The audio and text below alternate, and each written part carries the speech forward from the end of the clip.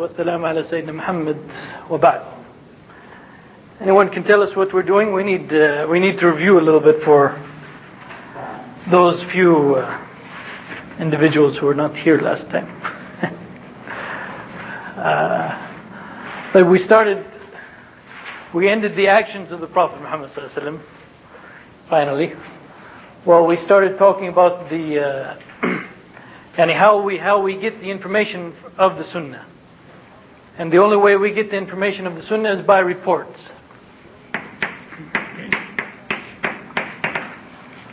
So now we're trying to determine what kind of reports are acceptable and what kind of reports are not acceptable. And Al-Ghazali, as well as many other of the Usuliyin or scholars of Usul al-Fiqh, he divided reports into three categories. Those that are definitely true,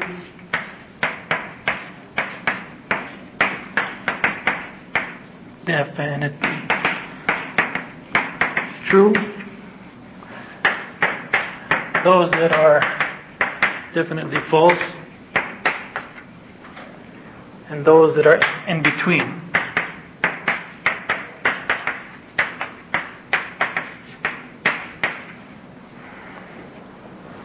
Okay, is that right?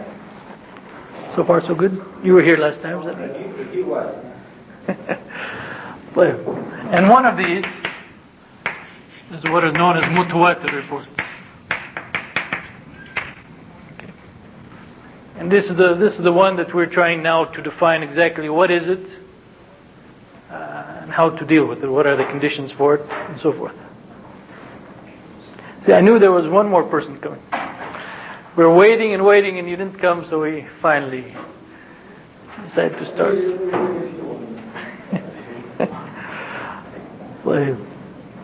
So right now we're concentrating on this one. Okay. And let's give a definition of mutawatir.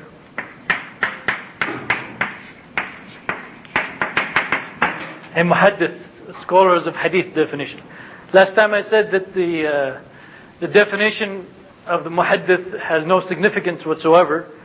That's what they call in the TV world as a teaser, to get you interested to hear what I'm going to say after that.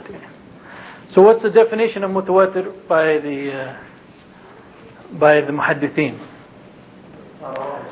We gave Ibn Hajar's definition last time. Anyone have it written down? Ahmed, you're the only one maybe has it written down. So hurry up, get your notes, because I don't have it today. So report.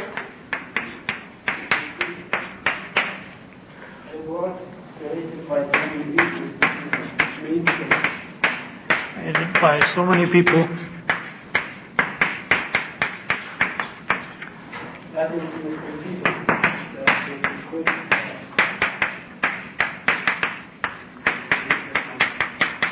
It is inconceivable that they could have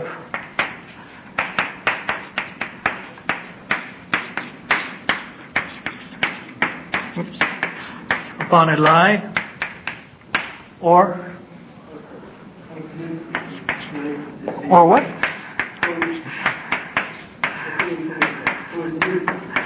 Or coincidentally, narrated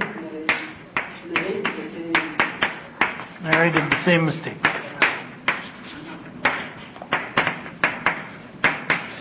Okay. Now remember, this is the way the scholars of hadith define it.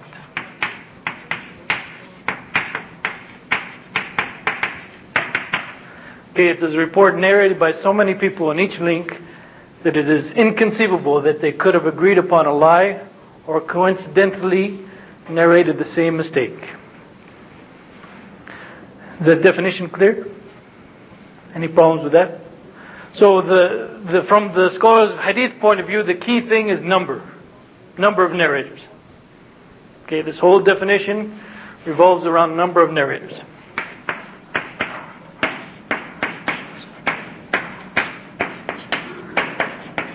Okay. About the words worded by so many. أيوة. Means has to be a lot.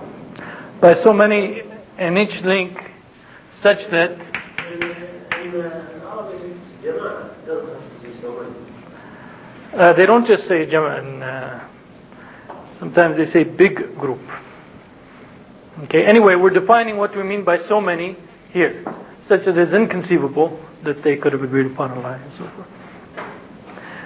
Okay, and what we said last time is that there's a lot of confusion actually around this term because it is also used in a different sense. Forget about this idea of just the number of narrators.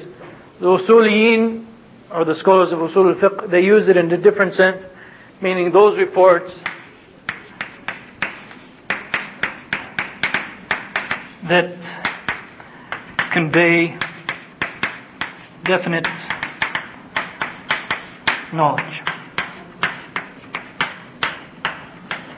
Okay.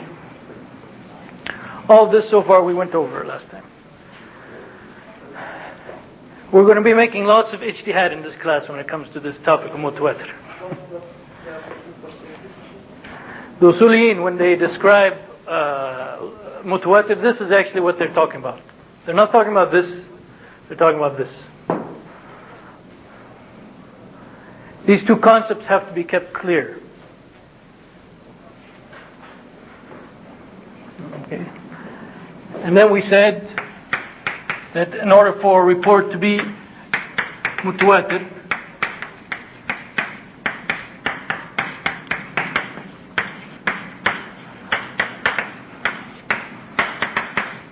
has to meet 4 conditions.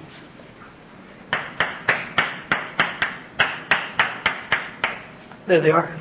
1, 2, 3, 4. What were those 4 conditions? The people who narrate it, they should see. Okay. What they narrate. No. Just a minute. What they narrate, number 1, what they narrate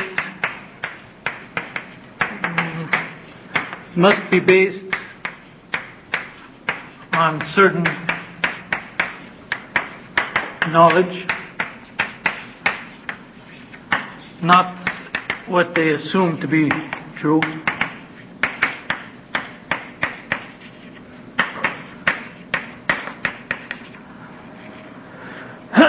What I mean by that is, for example, if some people saw someone walking down the street and it looked to them like Sa'd, but they're not sure it was Sa'd. They said, I think it was Sa'd. It looked to me like Sa'd.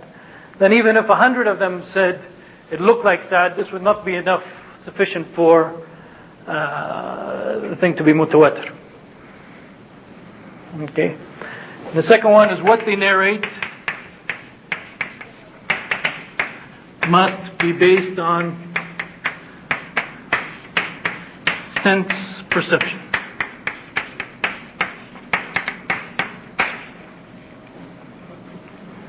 Okay? In other words, it cannot be an abstract idea. It has to be something that they saw or they heard. So therefore, if all the Christians say that Jesus is one of the Trinity, even though they're a very large number, it will not be considered mutawatir because, and it is not based on sense perception, it's based on something they made up. These conditions, actually, some of them are meant to get rid of some of the views of the other religions, as opposed to really applying to the hadith of the Prophet ﷺ. All the conditions, and all these 4 conditions must be met in every link. In every link or every generation. All the 3. Oh, yeah. They say 4. That's logic. It doesn't work. Okay? How about too many Sahaba? It's okay. It works. Some saw something, and all of them, they interpreted it in the way they narrate the hadith. Yeah, if it is a case of interpretation. And does Rasulullah do something? Like sleeping in his right hand side. Yeah. You call this mutawatir. But that's not interpretation. Well, no. To say this is mutawatir, but you cannot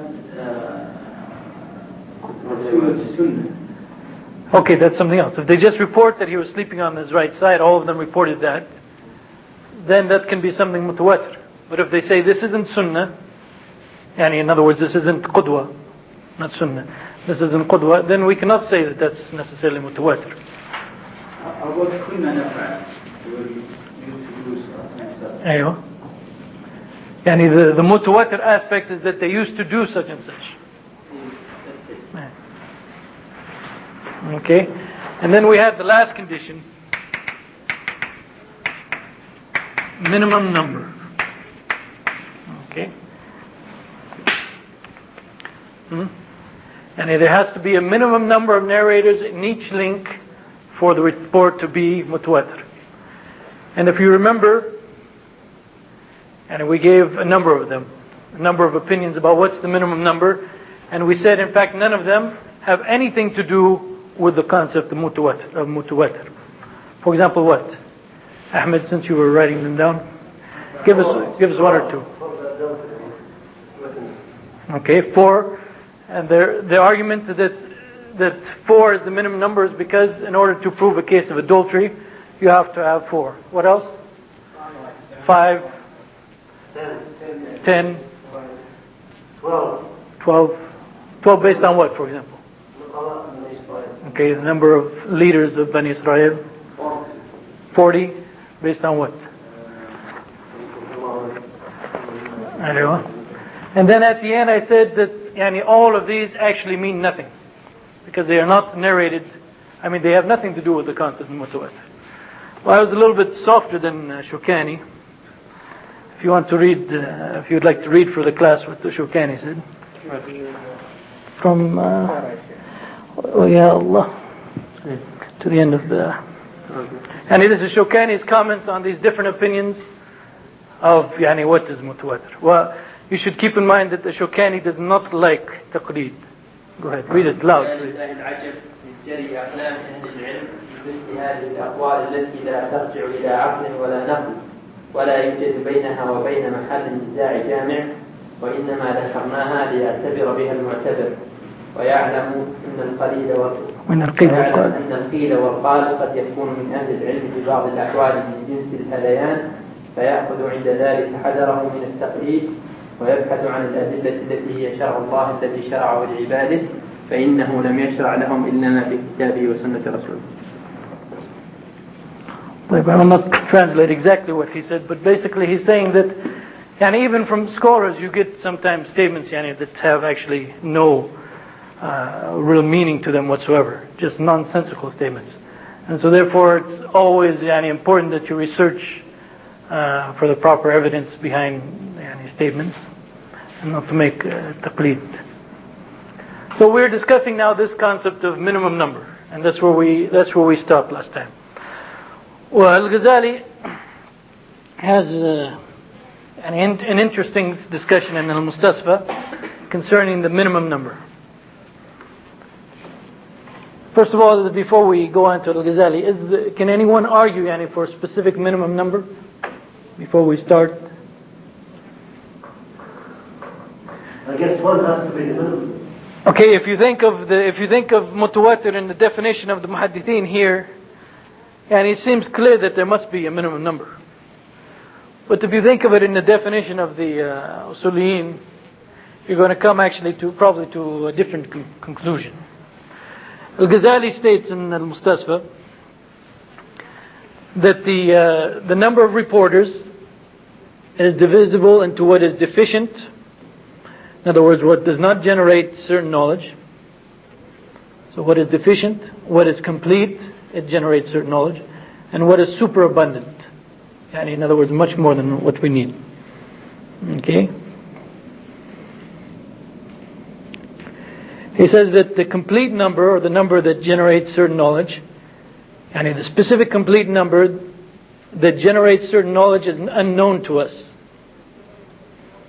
But when necessary knowledge accrues to us, we can discern that the completeness of the number is present. In other words, we might have complete knowledge, but he says there's no way to know what that minimum number was.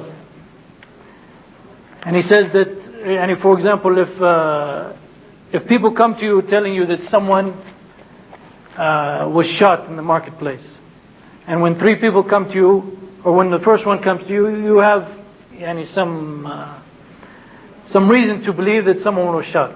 Then the second comes to you, and the third comes to you, and the fourth, and fifth, and sixth, until you finally get to that point where you're definitely certain that someone was shot. But when did that point actually occur? Because the level of confidence increases in such a way that we don't see it.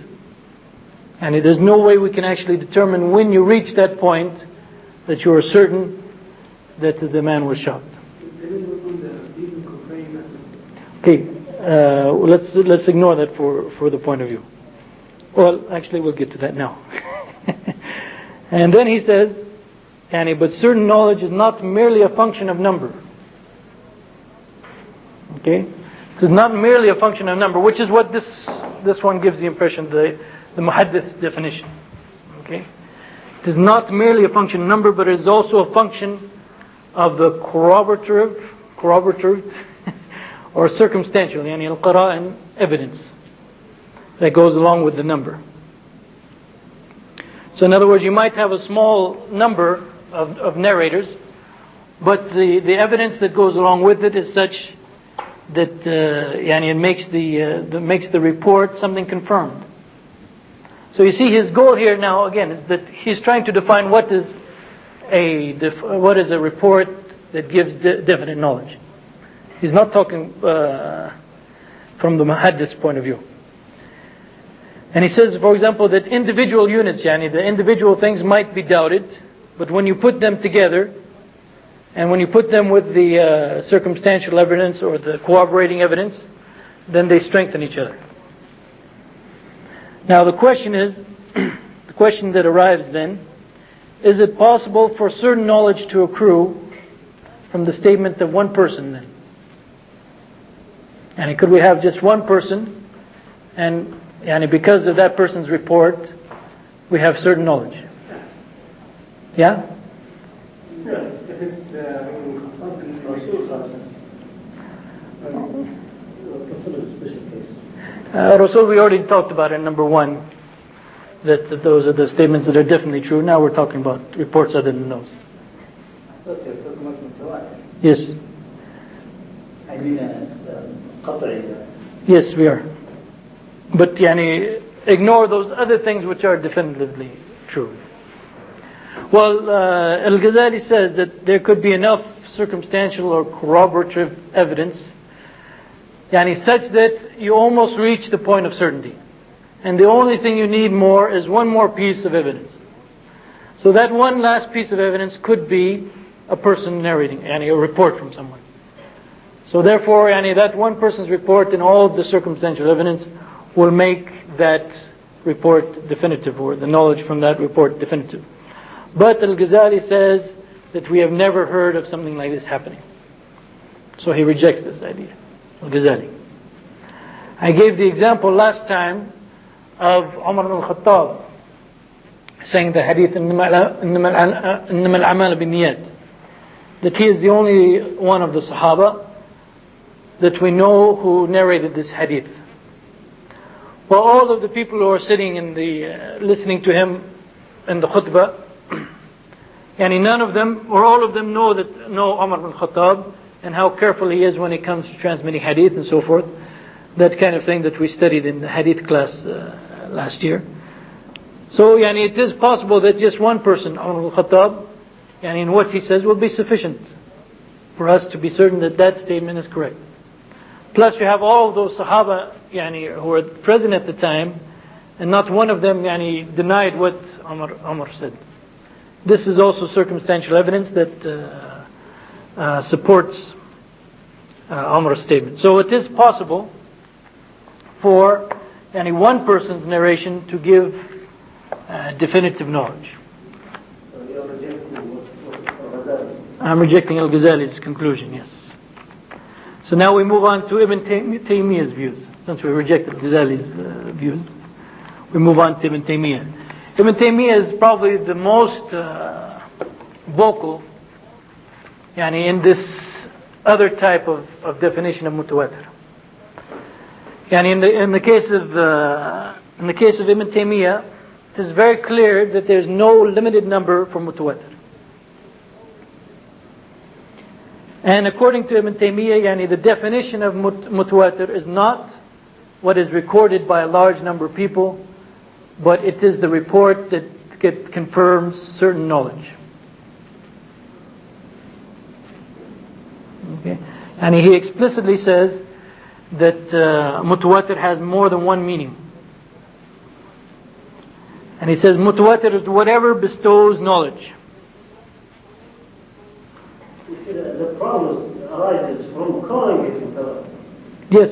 By calling it mutawatir, you assume, in Arabic, you assume more than one. Yeah, that makes sense, yeah. So I think we should use another term. Don't worry, and we'll get back to everything. We're going to tie everything together at the end.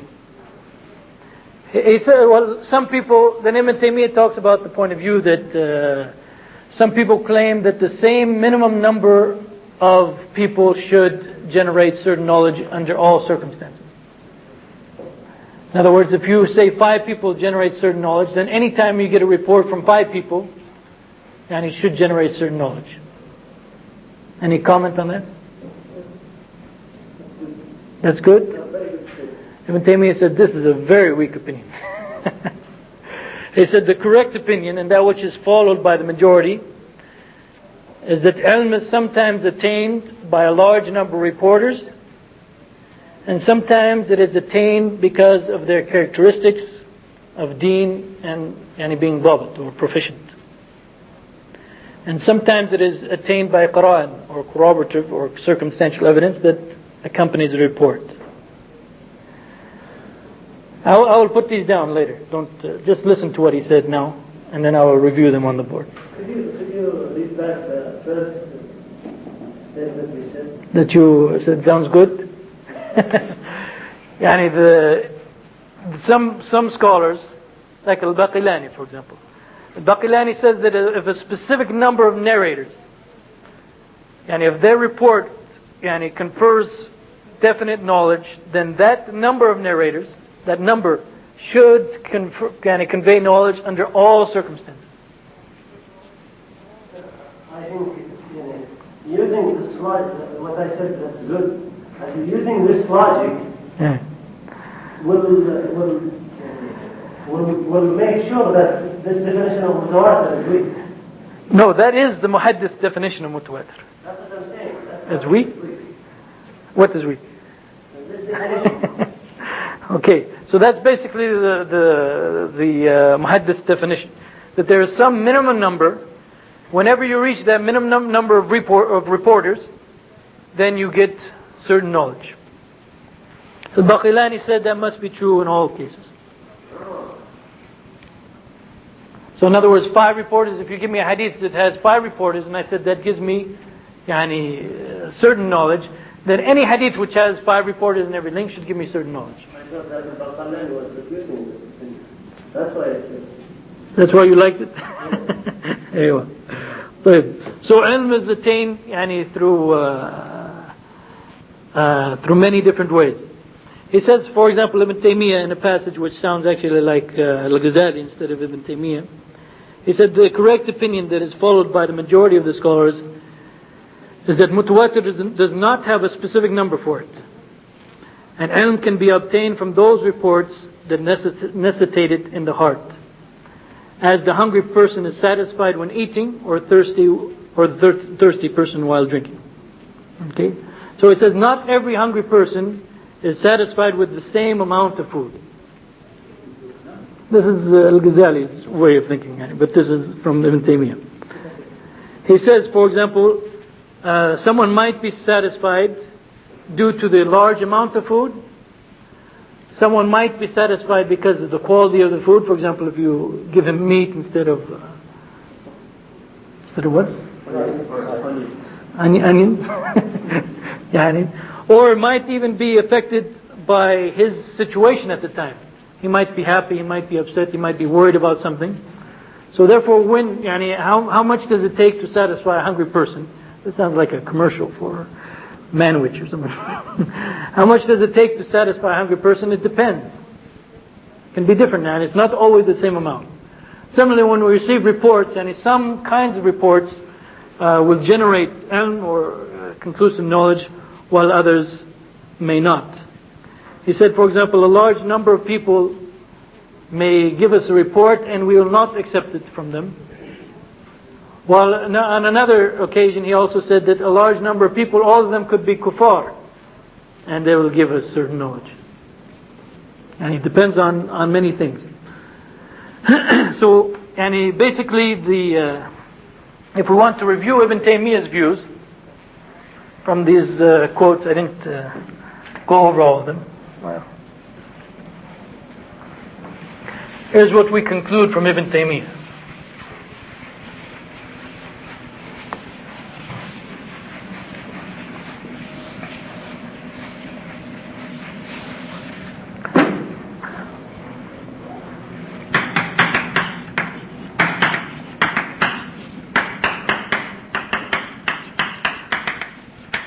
Okay, now remember Ibn Taymiyyah, his point, not what the muhaddithin are talking about, but his point is what reports convey definitive knowledge.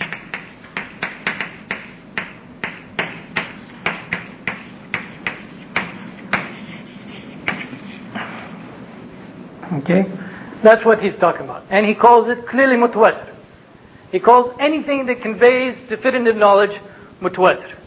He says mutawatir has many meanings or many aspects to it. Whatever conveys definitive knowledge is mutawatir.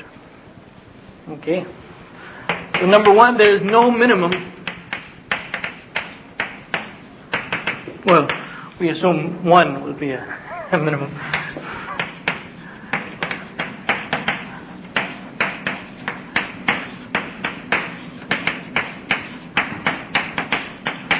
Okay.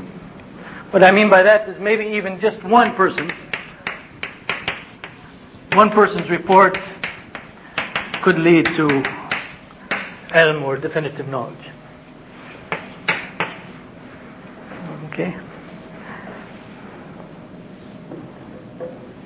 Okay. And actually, I already mentioned this, that the meaning of mutawatir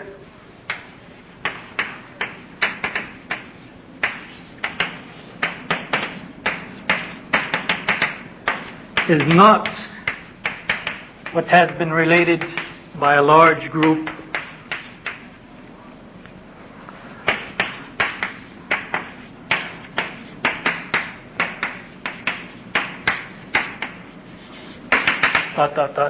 but it is what conveys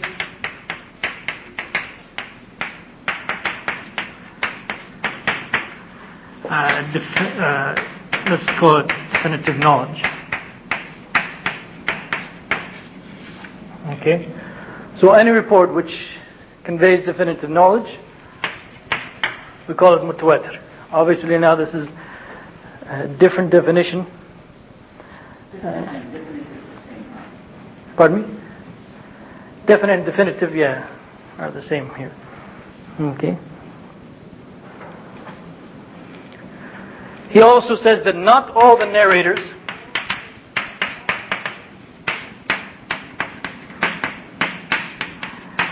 need to be any people of integrity or adl, or even Muslims.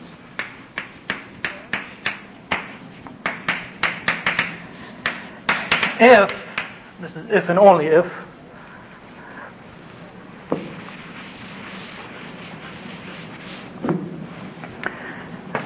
there is circumstantial evidence to support it.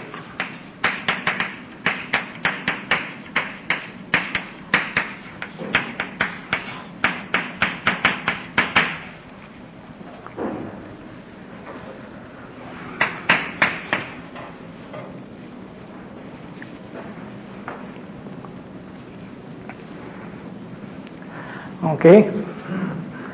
And then he describes what are some of the attributes of a report that'll take it from non-definitive knowledge to definitive knowledge. So the following attributes.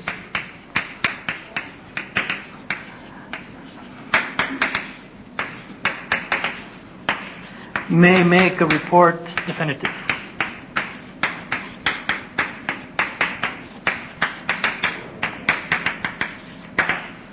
نعم. صفات. If I remember correctly. Number one, and this is the muhaddith one, large number of narrators.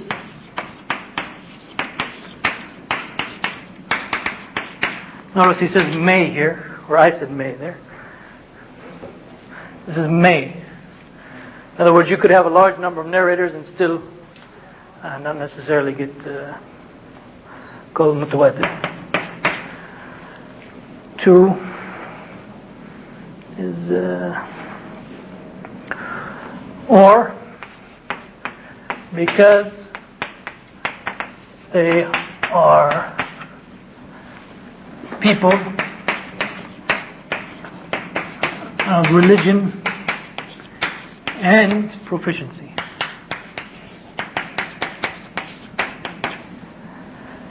People of deen wa babt.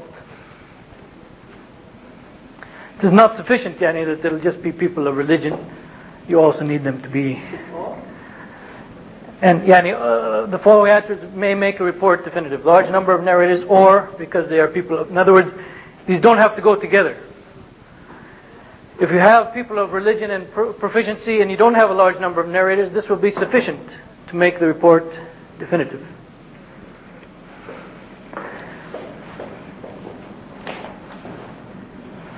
Okay, C, cooperative. I don't know what's the best way to say this in English, so I'll put both, cooperative or circumstantial. In other words, Qur'an. Pardon me? Qur'an, but I'm not sure what's the best way to translate it.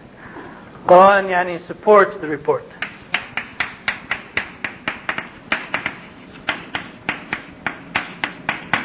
Okay? Or, I guess I should put or here again. So again, you may not have a large number of narrators. The narrators that you have might not even be that proficient, but you have external circumstantial evidence that supports the report and therefore can raise it to the degree of certainty. D is that I'll just say this one. And all the reporters report the same thing, while it is inconceivable that they agreed upon a lie or they happen to make the same mistake. Okay, for example, there's a difference between this one and this one. Ibn Hazm, actually I think he took this from Ibn Hazm. Ibn Hazm said, for example, if you have two long hadith with many details in them, and you have two people who never met, and they narrate the same hadith with the same details, it is inconceivable that they just happen to come up with the same hadith or they just happen to make the same mistakes. Okay? But this is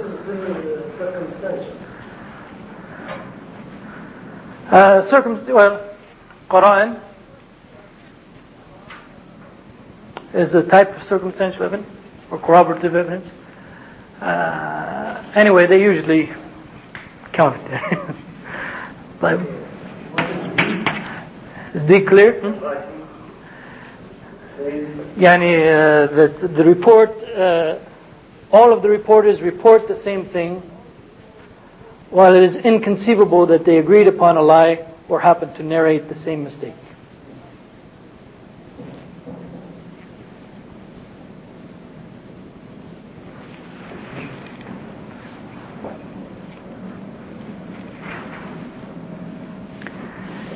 And E is, last time when we gave examples from Al-Ghazali of what is definitive knowledge, E is one of those that he mentioned.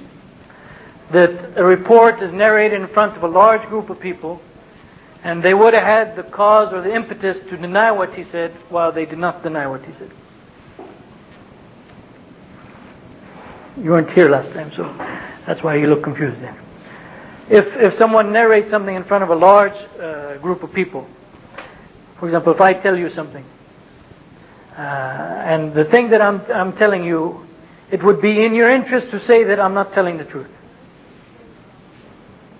for example. But instead of saying you did not tell the truth, you all were quiet. This is a sign that what I said must be true, because otherwise you would have said it's not true.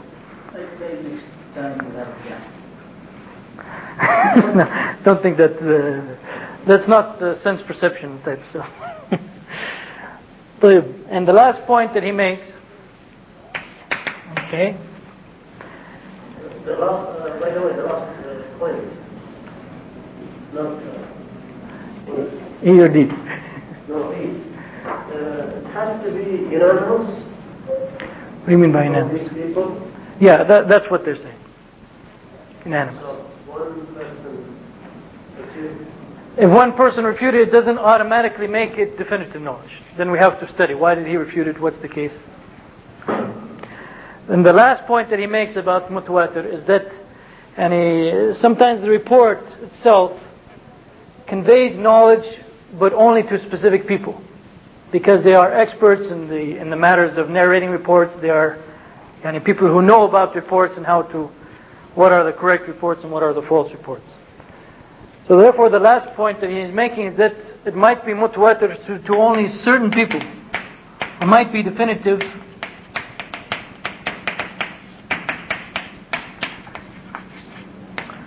knowledge, for example, to experts in the field.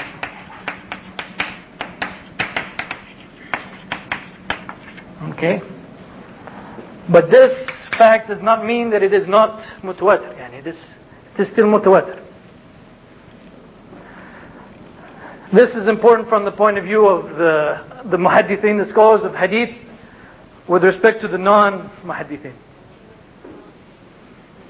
I don't know, to the experts in the field. Okay? For example, for the experts of hadith, there's many reports which are definitive knowledge. That makes them mutawatir, and it's obligatory for those who are not experts in that field to follow the experts in the field.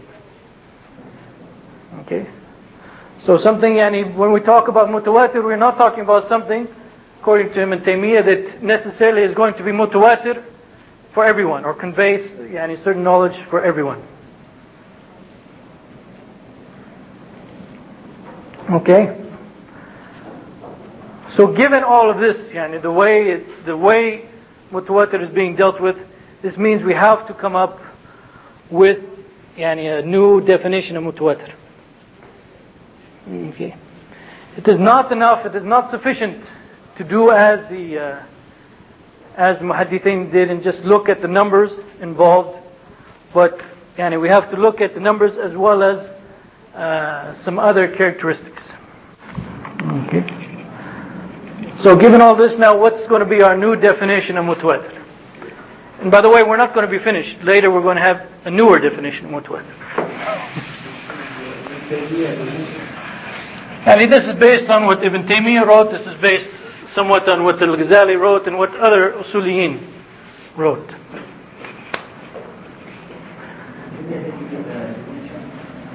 No, basically, his definition, whatever confers definitive knowledge. But we want a little bit more than that. Okay, what are some of the things then you have to take into consideration? Is you have to take into consideration sometimes the number of the narrators, sometimes the nature of the narrators, sometimes the nature of the narration itself. So, here we come with our new, you'll not find this in any book, our new definition of mutawatir. Okay. And later, as I said, we're going to have even a newer definition of mutawatir. This is version 2.0. We're going to have version 3.0, inshallah. A report Whose?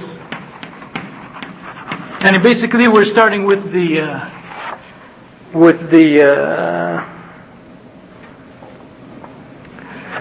muhaddith definition, whose number of narrators,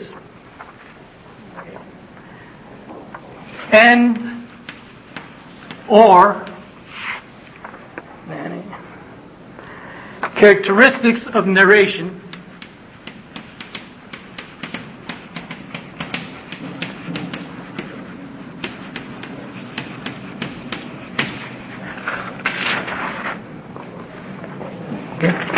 What I mean by characteristics of narration is like D&E down here. That is said in front of a large group of people and none of them denied it. Or two people gave the same long hadith with the same details. You mean by and or? Could be and, could be or. Well, this might be sufficient, so it could be just or. But sometimes these things combined to make mutawatir. Sometimes by themselves they'll be sufficient to make mutawatir. So, I mean, sometimes they could be combined. Sometimes, yeah. Maybe not. Maybe or is better. But the last one I think you need or. And or characteristics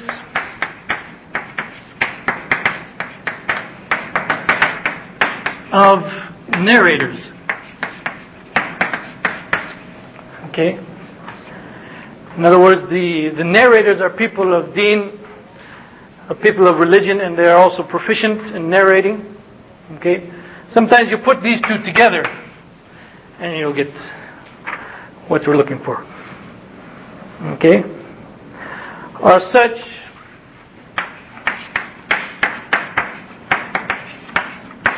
that it conveys definitive knowledge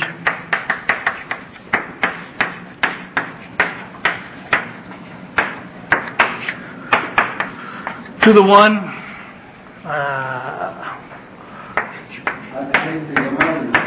who hears it.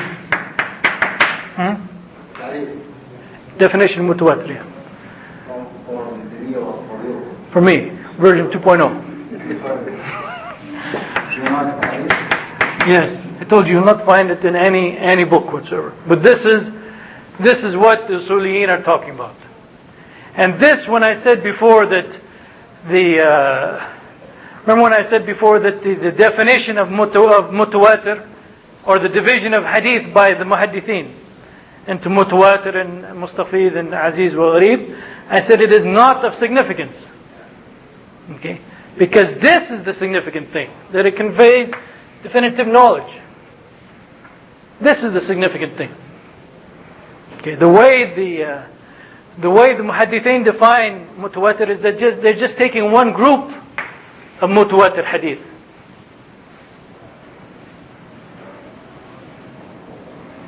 Okay. Remember, we'll change this later.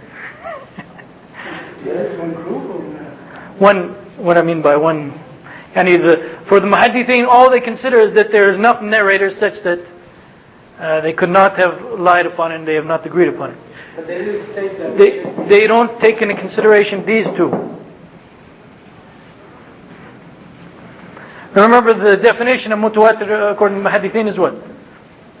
A report narrated by so many people in each link such that they could not have agreed upon it or committed the same mistake. But they didn't say anything about the status of the note. It was definitive for that. Oh yeah, no. I said that it conveys definitive knowledge. I said it last time. I don't know about today. Okay. Well, actually, I said and there's more. Remember, I said ... and there's more, but we're not going to discuss it now. I mean, that's the point. Okay, let's look at it another way. If they say that so many people narrated that they could not have lied about it or made the same mistake, what are they saying? That it must be true, right? Which is this? That's what we mean. Yes. No. What this actually means is ilm, which means the same thing as yaqeen, which must mean true. And for them, ilm and yaqeen means the same thing. But in this definition, Ilm is knowledge and yaqeen is certainty.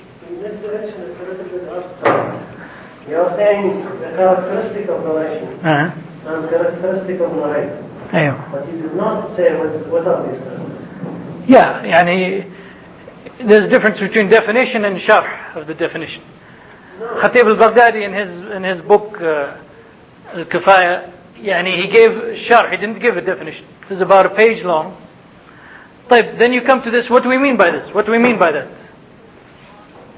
For example, when we said that the Qur'an is something narrated by mutawatir, we didn't define mutawatir. Okay? And besides, we want to leave it open. For now we want to leave it open because it might be different to different people. Yeah, why in Quran we took mutawatir as... We're going to get to that. Okay? We want to change our opinion about that. I could not say it before because you would not have accepted it. But now that we're studying mutawatir, you might accept it. Now what we've done here is that we've taken a number of hadith or a number of reports that the last time, for those of you who weren't here, we said the muhaddithin, they divided hadith into mutawatir and ahad, which, by the way, is spelled like that. It comes from, and for those of you who it came from this. That's where it comes from. Yes. I'm not making this up. I don't make up things when it comes to Arabic. Abu Saud might make up things when it comes to Arabic language, but I do not. Huh? Yeah, it came from this.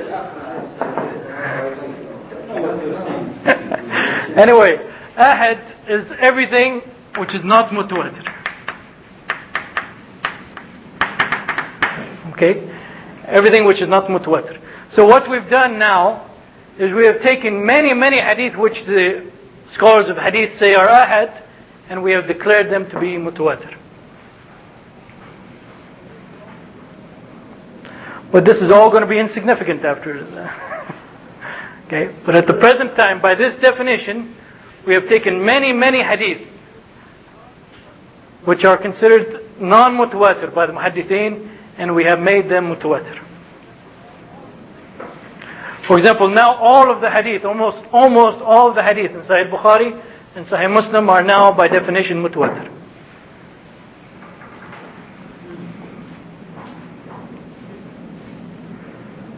Okay.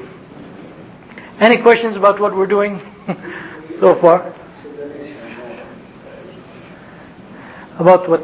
About this, where ahad comes from? Yeah, all of this that I did beforehand was kind of trying to explain the definition that we finally arrived. And as Ibn Taymiyyah said, that sometimes, for example, the characteristics of the narration are such that we get definitive knowledge from the narration. What do you mean?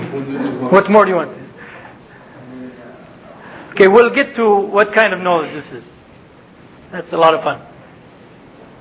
Okay? Sometimes it's just the characteristics of the narrators themselves. For example, if you have a hadith which is narrated by Imam Ahmed, from Imam Shafi, from Imam Malik, from Nafi, from Ibn Umar, and so forth. If they narrated and just one other person narrated, who are similar to them, that will be sufficient, for us to say that it is, definitive knowledge. But as I said, this is all going to be inconsequential later. Okay, we're going to get to that. Oh, you weren't here last time when we talked about the three categories of Al-Ghazali. One that are definitively true, and others that are definitively false, and others that are in between. Some authentic hadith are definitively true, and some are in between. They have to be examined. We're going to examine them shortly. Not that shortly, I guess. Clear? Okay. It's good if it's clear now because it's going to confuse you later if it's not clear. This is just a step to another, as I said, to another definition that we want to get to. This is version 2.0. The Muhaddith definition was 1.0. This is now 2.0. If you want to make minor adjustments, it'll be 2.1. What do you mean? Yeah, that was 1.1. Now we have 2.0. Okay, now there's some. By the way, all of this, we went through all of this because we were discussing the fourth condition for mutawatir. What was the fourth condition? A minimum number. So what's our conclusion about that fourth condition? That there's really no such thing as a minimum number. Except one. That's what I said over here. At least one. Yeah, half, 3/4. طيب. It should be whole numbers too. طيب. Now there's some conditions. Let's mention these quickly. There's some conditions that some scholars mention for mutawatir, which we are going to reject. Okay. So these are now rejected conditions. In other words, these are not necessary conditions. Okay, the first condition. You want me to write these on the board or just say them? Will be. No, the handout of something is something else. Okay, the first condition is that, and this is what some of the usuliyin said, that the number of people who narrated it must be countless. Or such, at least, and they will make a little. If you don't accept that, they'll say at least such that it will not be able to hold them in one city. Countless. Okay, these are rejected conditions from mutawatir. And if someone said, his name is Al-Bazdui, a Hanafi, that the number has to be countless or at least such that they cannot be held into a city.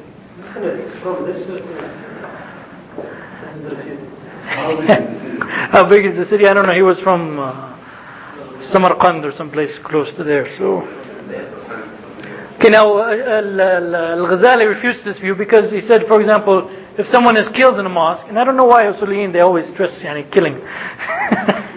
But he said if someone is killed in the mosque and all the people from the mosque come and tell us that so and so was killed in the mosque, we'll have certain knowledge and it will be mutawatir. Okay, there's just one mosque in one city.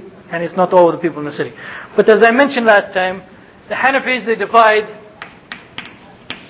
and I think I said it wrong last time because I always get confused. Hanafis, they divide reports into mutawatir and mashhur. Yeah, I know, I always get confused between them. Sometimes even when I'm reading it, I get confused between them. Okay? So actually for the Hanafis, mashhur, as we're going to talk about later, plays almost the same role as mutawatir. So for the Hanafis, they don't really need mutawatir hadith. For them, mashhur is sufficient. Okay. Mustafid is the muhaddithin. Mustafid and mashhur for the muhaddithin mean the same thing. Yeah, and I always get them confused. Okay. Now, what are these conditions that you are going to why do we have to say? No. These are some conditions that some scholars laid down. So I don't want you to go later to a book and say, hey, this is a condition for mutawatir and we didn't mention this condition. We already did that. No. These are rejected conditions. Yeah, we already did that. Okay, the second one, for example. The second condition is that the narrators cannot all be related to one another. Their kinship must differ. Their kinship. They cannot all be related to one another. How about that condition, Ahmed, since he's making such a fuss? What is kinship? They cannot all be related to one another. Yeah, they cannot all be related to each other. No, not anything to do with this. They might make a hadith and say they are For example, if someone says about a specific family nowadays that there's a hadith about them, and all the people who narrate that hadith are from that family. Well, the characteristic of narrators now play the role. Not just the characteristics of the narrators, but even if you go back to the muhaddithin's point of view. What's their definition for number of narrators are such that and Now we are jumping back and forth. no, and because Stick to one. this is what I meant by this. I said that. I said the number of narrators are such that. You missed that point. You were dozing off a little bit there for a few minutes. Now the next question is, do they all have to be Muslims or can they be non-Muslims also? Depends. If you are talking about hadith of Rasulullah, they have to be Muslim. Okay. If they are not, if you are not talking about hadith of Rasulullah, they could be non-Muslim. Okay. If you're talking about hadith of the Prophet ﷺ, they should be all Muslims. Should be. If you're talking about reports in general, which is, as I mentioned last time, the Usuliyin, they're talking about reports in general, although they should be talking about hadith of the Prophet ﷺ.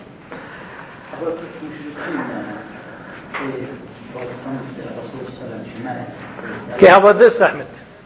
How about if the mushrikeen narrate something about the characteristic of the Prophet? And all of them narrate that he was Ameen, for example. Yeah, this is not hadith. Sure, it's hadith. I mean, not in the real sense that Rasulullah said this or No.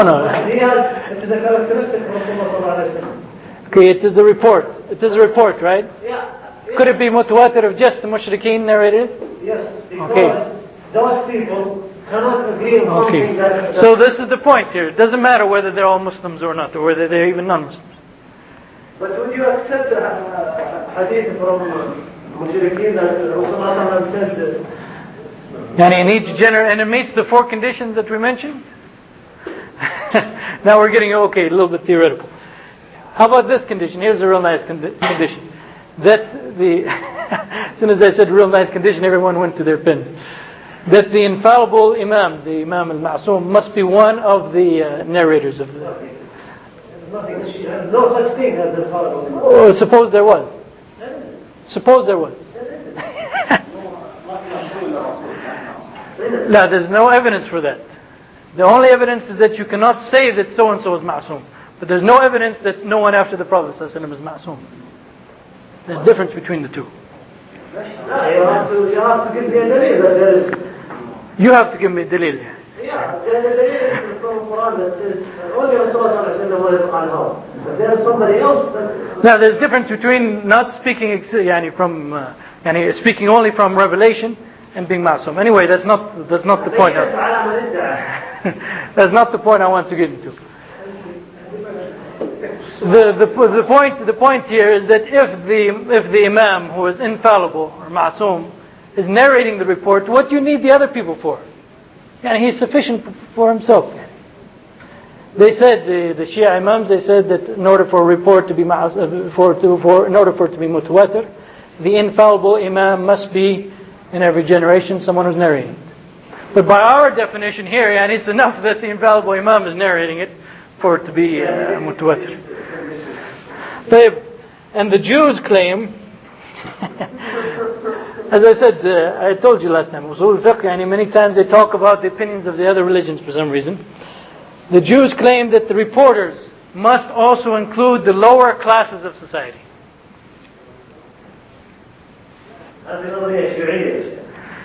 Ibn Jibreen has a very nice, he says that they say this for a particular reason.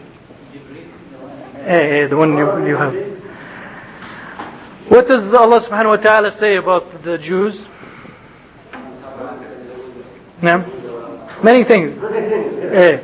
What about their status in the world?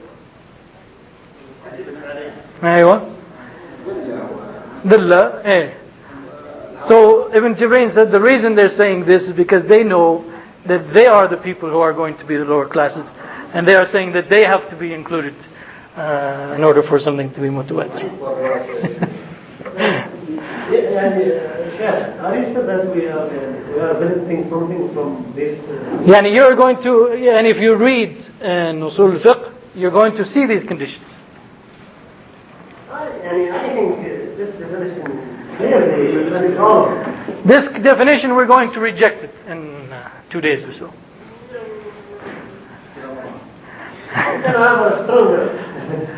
Okay, it's version 2.0, and you will see why we're going to reject it. Now, there's different. Okay, we have plenty of time. There's different types of mutawatir reports. Okay.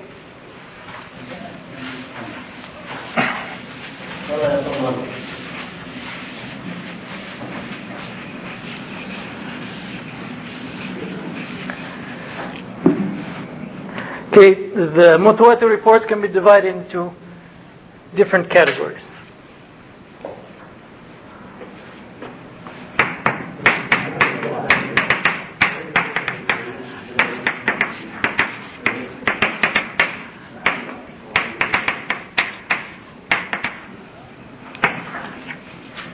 Okay, one is general and the other and specific.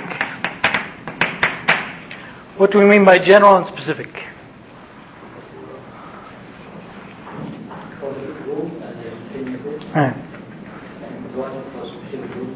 Okay. In other words, some reports might be mutawatir, but they're only known to specific people, like the scholars of hadith. While other reports are mutawatir, they are known by everyone. Okay, 2. Wording and meaning. What do we mean by that? Could be mutawatir in the word, but not everybody agree on the meaning. I think more likely the other way around. They agree on the meaning that they are narrating, but they are not giving the actual word. Okay. They say the meaning. Okay, not quite. Wording is narrated words which are narrated pretty much with the same wording. Okay, for example, hadith, which are narrated by many people in each generation with pretty much the same wording. Okay, the Qur'an. When we say meaning, we mean that there are a number of different reports that give us a specific meaning. For example, if we take a different hadith about Ali and his bravery in fighting, okay? We do not have mutawatir reports. Everyone is saying Ali was very brave, Ali was very brave. But when we put together all these different reports showing how brave he was, we conclude that Ali was brave. Okay? Or that Hatim was generous. We have one report that he gave so much to this person, another one that he gave so much to that person, another one that he gave so much to that person. We put them all together and we conclude that Hatim was generous. So in meaning, they are. What's the other famous example that they always use? Or for example, raising the Prophet ﷺ raising his hands while making dua. You'll find it in numerous hadith about different circumstances, and in not all the same incident. You put all those hadith together, and it is mutawatir that the Prophet ﷺ raised his hands while making dua. In fact, most of the rulings, most of the ahkam are of this nature. I would say most. Do these exist? Mutawatir and wording.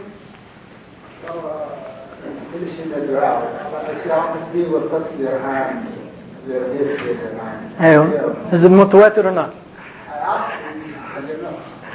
It is not authentically reported.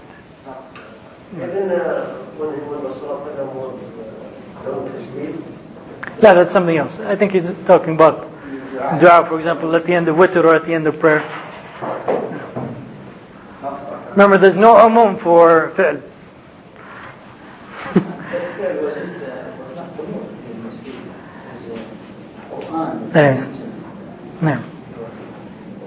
Okay, back to my original question.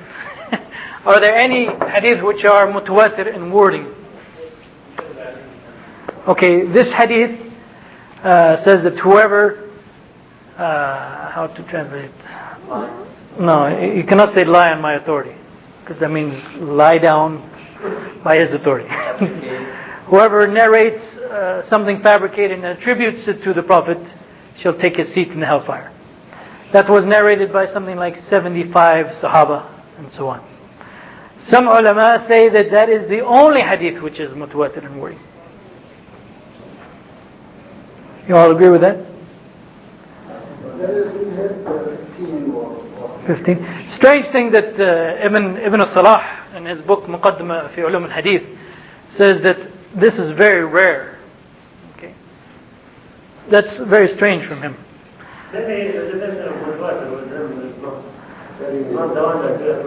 Oh, okay, yeah. Oh, I'm sorry. Yeah, forget about this definition. I'm sorry. Forget about this definition. We're going back now to the Muhaddith definition. I'm sorry. I should have made that clear.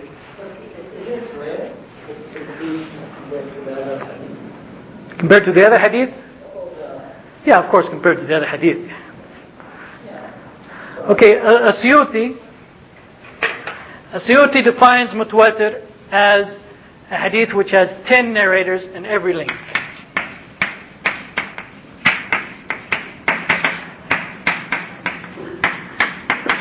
Okay, this is Suyuti. Okay. What was his proof for that? Goes to language, not to Qur'an. Or less than 10 is what? Jama' ahad or Jama' qillah. That was his proof. Okay, and after him another scholar, his name is Al-Kattani.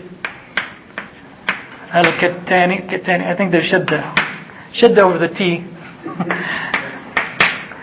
Al-Kattani. Okay, these two wrote books of mutawatir hadith, both of them using the same condition. 10 narrators for every link. Now 10 narrators I think is would that be in the words of Al-Ghazali, would that be deficient, complete, or superabundant?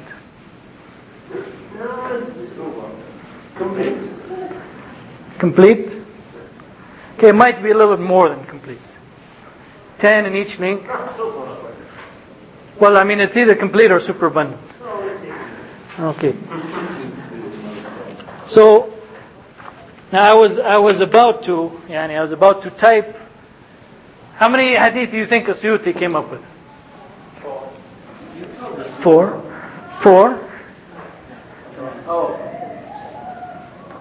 10 narrators in every link. Now I didn't have time to translate this into Arabic, so maybe into English. So next time, inshallah. I was actually going to sit down and type them all, but then I said, why don't I just copy the index? Okay, Suyuti came up with 112. Okay. 13? Maybe Ibn Salah or someone earlier. Al-Kattani in his book, using the same principles, came up with the same 112. That wasn't very hard. But then he also found another 180 something, 190 about. Okay? So in other words, he took it over 300. And someone came after Al-Kattani, I forget his name, and he added a few more. We're talking about 10 narrators and everything. So these 10 narrators apply here? What do you mean apply here? Not only the number.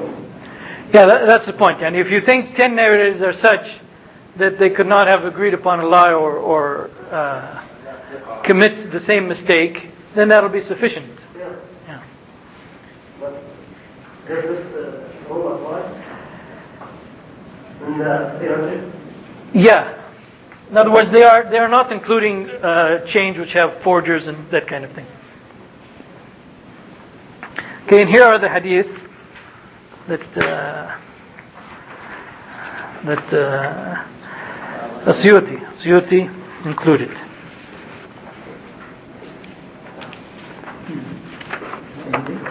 Yeah. I was sitting down. I was typing, I was typing like the first 3 hadith, and I said, this is ridiculous. Next time, inshallah, I'll bring the translation of these 112. Now there's 2 there. Okay. I don't have Katani's book to tell you what are his 300. But there's one in here which I really, I don't know, I have to check. I have to check under Bab al-Zakat. I really have to check. Huh? I really have to check under Bab al-Zakat, page 127. I have to check this hadith. Because in Fiqh al-Zakat by Yusuf al-Qadawi and Al-Albani also, they both said this hadith is weak. So I have to see. Either they're missing something or something strange going on here. 113? طيب. You sure you didn't have one twice, Naif? طيب, 113. طيب, some of these are not completed here, but I think they are well-known hadith. For example, Kitab al-Iman, hadith number 3. What's the rest of that hadith? من شهد أن لا إله إلا الله لا وجبت له الجنة. And most of them are clear. There might be 2 or 3 that anyway, I just give that to you so you have some idea of what are some of the hadith which are mutawatir by this definition. Remember, everyone who says mutawatir, you have to know what's his definition. So you might write on the top there, I didn't write on the top, that this is a Suyuti. Each link has 10 narrators. Which book? I don't remember the name exactly. Maybe I wrote it here. Yes, I know. And the end of it is في الأحاديث المتواترة. I'll bring it next time, inshallah, the name of the book. Okay. And there's one last category, and I'm mentioning this because we'll get back to it in a second. Ahmed Shah, or Anwar Shah, scholar from India this past century, he divided mutawatir into mutawatir, I think he called it mutawatir qarni, or qarni, as opposed to sanadi. This is the terms that he used. And he was Indian. Don't ask me if they're correct from Arabic point of view. This one is like the Qur'an, qarni, that everyone in the generation passed it on. Okay. Not everyone, obviously, but the masses of the generation passed it on. And this one, sanadi, as it implies, a number of people, but you have to know who they are and how to get to the hadith from them and so forth. It is close, if you ask me, to this one.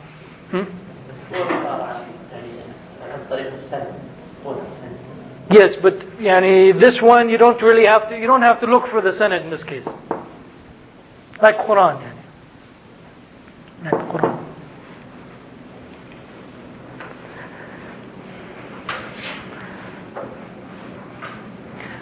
Okay. So now the next question that comes up is what kind of ilm, what kind of knowledge do mutawatir reports convey?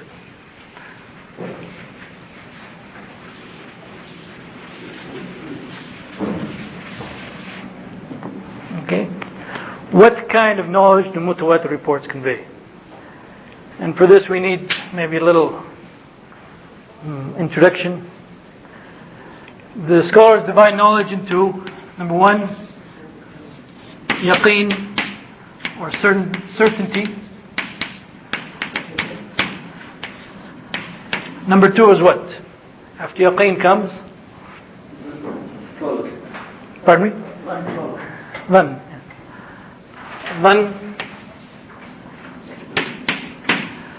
Dhann in English is what? These are levels of knowledge.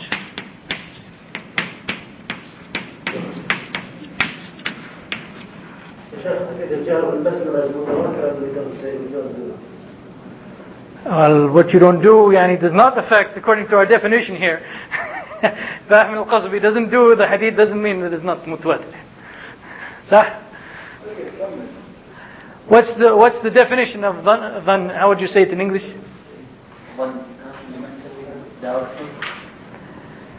Doubtful, or let's say speculative. Don't know what's wrong with my speculative.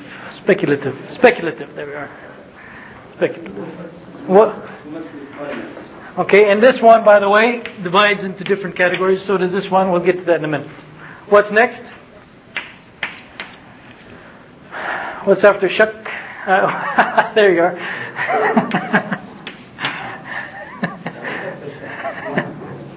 Wahm, yeah. How would you translate it? Doubt. Yani strong doubt or very doubtful. How about that? Very doubtful. Okay.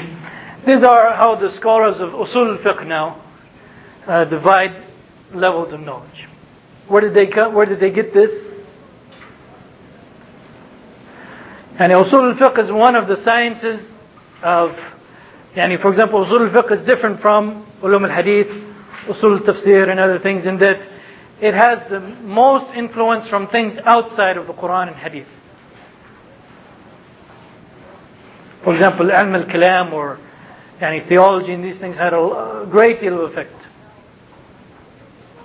Okay. Now, these are broken up into different categories. Dhan is of two types. And yaqeen, actually from the Quran, yaqeen is of three types, which we're going to make it here of two types. One is called Dururi. And the other one